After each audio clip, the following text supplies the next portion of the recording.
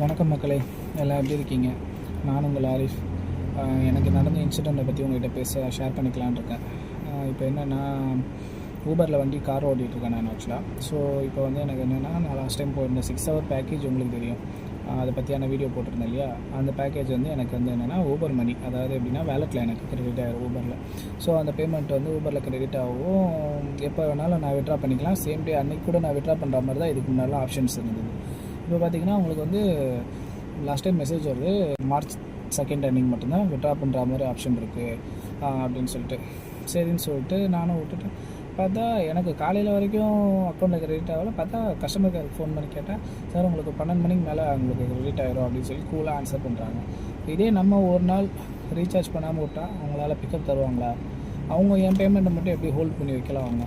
இதுதான் கார்பரேட் நெட்வொர்க்கா என்ன ஏதுன்னு எனக்கு தெரியல. எனக்கு நீங்கள் இதை பற்றியான உங்களோட கமெண்ட்ஸை சொல்லுங்கள். உங்கள் ஊபர் டிரைவர்ஸ் யாருன்னா பார்த்தீங்கன்னா இதை ஷேர் பண்ணுங்கள். ஃபர்தராக உங்கள் சைடில் இருந்தும் நீங்கள் கஸ்டமர் கேரில் நீங்கள் ரெஸ்பான்ஸ் பண்ணால் அதை ஃபோன் பண்ணி சொன்னால் தான் நமக்கு வந்து இந்த மாதிரி இஷ்யூஸ் இல்லாமல் இருக்கும். ஏன்னா டே டு டே நம்ம ரொட்டீன் லைஃப்பில் ஓடிக்கிட்டு இருக்க ஒரு இது சிஎன்ஜி போடுறது கூட பேமெண்ட் இல்லாமல் அன்றைக்கி ரொம்ப சஃபர் ஆச்சு எனக்கு. ஸோ மேபி எல்லாருக்கும் இஷ்யூ இருக்கும்னு நினைக்கிறேன். கொஞ்சம் சப்போர்ட் பண்ணுங்கள். இதை பற்றியான கொஞ்சம் ஃபாலோ பேக் பார்த்துக்குங்க. கொஞ்சம் பார்த்துட்டு என்னென்னு சொல்லுங்கள். சரிங்களா? பார்க்கலாம்.